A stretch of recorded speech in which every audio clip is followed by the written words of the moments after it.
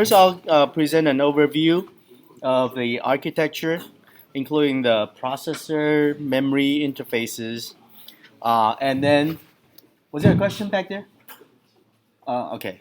So now and then I'll spend most of the time on the assembly part of the architecture. And these instructions are organized in terms of the operation type of instruction, movement, control. Control means to jump or to branch. Okay, and an important topic about any instruction set architecture is the addressing modes. That is, where do you find the operands or the values to operate on? Okay, so before I begin, I think there are a few useful links you might want to take a look at.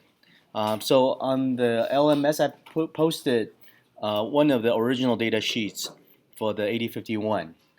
There are actually two of them. One is a user guide, and the other one is more of the detailed data sheet. And you can't find these on Intel website anymore. They used to be on the Intel website, but they have taken the links down. But I was fortunate enough to capture the copies before they took down the links. So I think it's valuable because you really get to see how people wrote data sheets from like 30 years ago.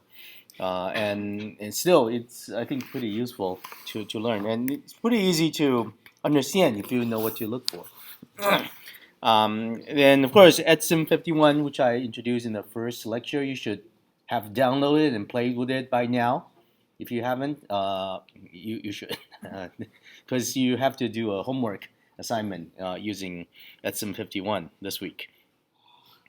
And the Kyle or Kyle, depending on how you pronounce it, I think it's German, so it's Kyle. Kyle 8051 instruction set manual. I find this to be very useful if you have to make a quick reference, because if you have to pick which instruction to use or you're not sure about its format, that website has the 8051 instruction set in a nice, easy to check format.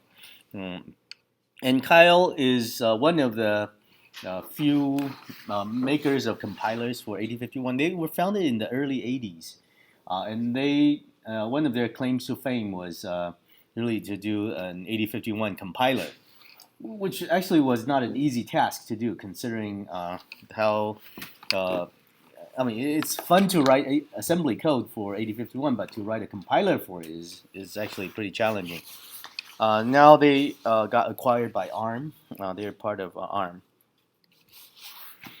Okay, so 8051, which is the processor core of the microcontroller that we'll be using, it's an 8-bit microcontroller instruction set architecture.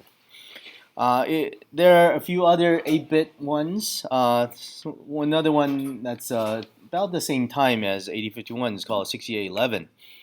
That was done originally by Motorola, and Motorola spun off their semiconductor division, and that became Freescale. And I think Freescale still sells some 6811 kind of microcontrollers. But on the other hand, 8051, it's no longer sold by Intel, but many other companies picked up on 8051. So it's not just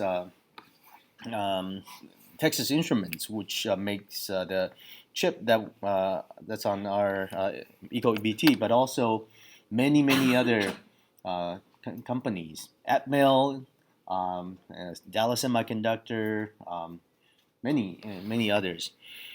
There are also other 8-bit microcontrollers. So Z8 is one by Zilog. PIC16, which I showed as one of the platforms last week, that's also an 8-bit microcontroller. Now there are other 8-bit microcontrollers, but they came later. So most notable are the 80 mega ones by Atmel, which I also showed as one of the platforms to use, or Hitachi H8, that's another one.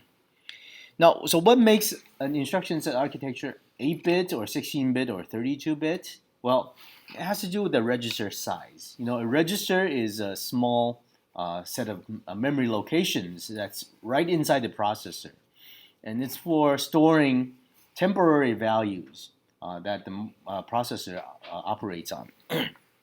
And the native size of a register is 8 bits, and that's what makes it 8-bit. Now, address space doesn't have to be 8-bit because 8-bit only gives you 256 locations. That's not very large.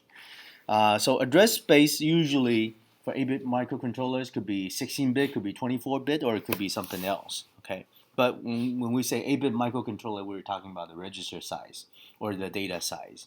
Okay. And so why are we still talking about 8051 after 25 or 30 years?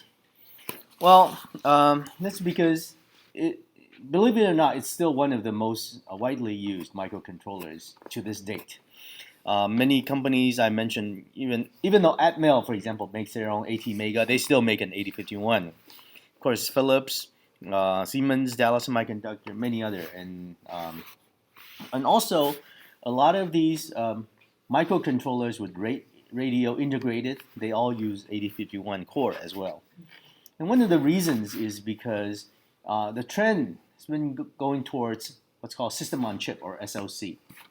When you make a system on chip, you don't design everything from scratch. Instead, you take existing components and integrate them on the same chip. And that reduces the cost of manufacturing and gives you more features. And so one of the most important components in an embedded system is a microcontroller. Now, so are you going to redesign the microcontroller, or are you going to use an existing one? Right? For a lot of companies, they add value by integrating a lot of different things, including a radio, including some other compression, coprocessor, all that. And microcontroller takes a lot of effort to develop because it's not just making the chip or making the hardware. You also need a tool chain. You need assembler, you need compiler, you need a lot of debuggers and a lot of other support. So if it's one that's compatible with an existing one in use, that's good because you don't have to repeat all that effort. People take years to develop compilers and all the tool chains, right? So it is one of those instruction set architectures with mature support for the development tools. That's why. And another reason is it's simple enough that people will actually open source hardware. Believe it or not. I mean, you may have heard of open source software like GNU, Linux, right? GCC, all that. Well, with hardware design, people open source those too, written in VHDL, Verilog, what have you. And so turns out you can go to some place like freecourse.org and actually get a copy of 8051 design actually from several different sources. And you can integrate that without cost onto an existing chip and then make a system on chip. So that's one of the reasons. Of course, in addition to free cores, there are other supported cores by these what's called IP vendors, IP for intellectual property. So companies like Mentor Graphics, a few others, they make the design available so you can integrate them to make a system on chip. So a lot of these 8051 chips you see actually are integrated with something like a radio, with a lot of other features. So including the TI ones, I mean they probably didn't use a free one. They probably use a more advanced one. But it's true about the availability of software toolchain. Okay, so that's why it's so popular. And besides, I think it's a fun assembly language to program in compared to many others.